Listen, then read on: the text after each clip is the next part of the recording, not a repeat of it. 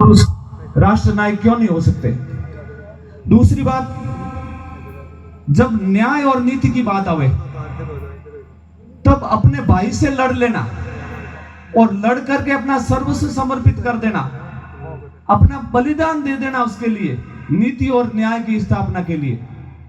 दुश्मन से या और किसी से कोई स्वार्थ की बात हो, सब लड़ते हैं, लेकिन नीति और न्याय के लिए हमारे दादू साहब लड़े थे।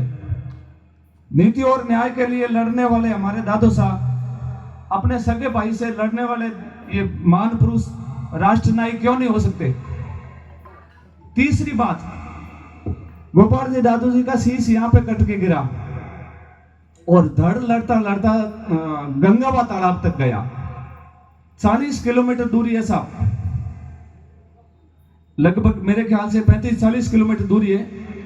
वहां तक धड़ लड़ता लड़ता गया और वहां भी पूजा होती है और यहां भी पूजा होती है। 36 कौम के द्वारा सदियों से पूजा होती आ रही है। यह देवरा स्पष्ट कहता है, यह तब का देवरा बना हुआ है, यह स्पष्ट कहता है कि 36 कौम के द्वारा सदियों से पूजा होती आ रही है। वो राष्ट्र नायक क्यों नहीं हो सकता साहब। और ऐसे राष्ट्र नायक के लिए आज हम इकट्ठे हुए, बड़े गौरव की बात है। टाइम थोड़ा लगता है, समय आता है तब सभी जगते हैं, जगाने वाले ये देव ही है, हमको और आप सबको माध्यम बनाने वाले भी है।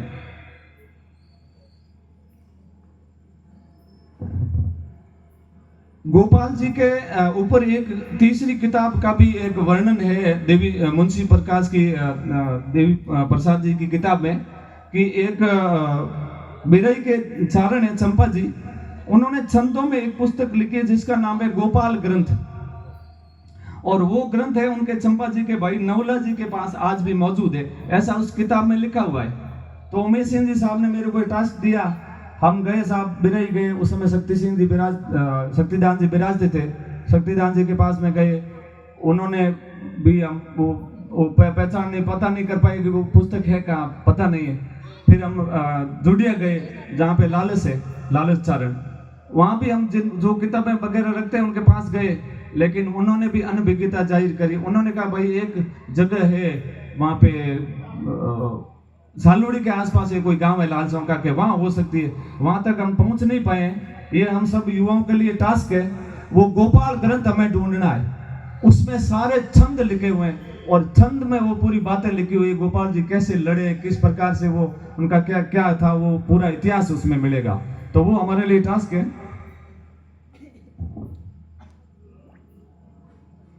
अभी जो मैं बात करूं, ये जो मूर्तियां आप देख रहे हैं, ये प्रत्याहारकालीन मूर्तियां हैं। और प्रत्याहारकालीन मूर्तियों की 3 मुख्य विशेषताएं होती है जो मैंने आज तक महसूस करी है। वैसे इतिहासकार उसमें बहुत सारी बातें ढूंढ सकते हैं, प्लस माइनस हो सकता है। एक तो इसके सबसे ऊपर शीर्ष पर गाय का खुर होगा, आप स्पष्ट देखेंगे। यहां पर भी जो ये मूर्तियां दिख रही है, सभी मूर्तियों के ऊपर गाय का खुर का निशान है। और ये गाय के खुर का निशान यहाँ गोपाल सर में ही नहीं है। आप देखेंगे घंटियाला में, ओसिया में, नागौर में, गांव में, बावरली, कड़वड़, हम सब जगह गए, वहां पर ये गोखूर का निशान और एक दीपक रखने का स्थान यहाँ देवली के नीचे वो बीच में होता है। और एक होता है घोड़े के अगले पैर के नीचे सुअर। अब ये सुअर क्यों है, क्यों नहीं है, इसका हम सभी को पता करना है, ये रिसर्च का विषय है। ये 3 चीजें प्रत्याहारकालीन जो हमारी मूर्तियां हैं, देवलियां, इसमें होती है।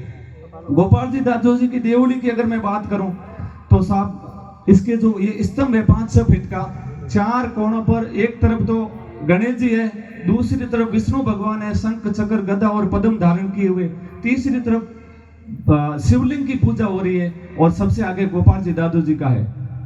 गोपाल जी दादू जी की जो ऑथेंटिक तिथि है वो यहाँ सामने जो ज्यादातर ये मूर्तियां, इस पर तो 1177 है। हमारे जो सेव अवर हेरिटेज के फाउंडेशन के जो लोग हैं, मनाडरा फाउंडेशन के तहत हमने जो पता किया, विशेषज्ञ जुड़े हुए हैं, उन्होंने इसको 1177 पढ़ा है।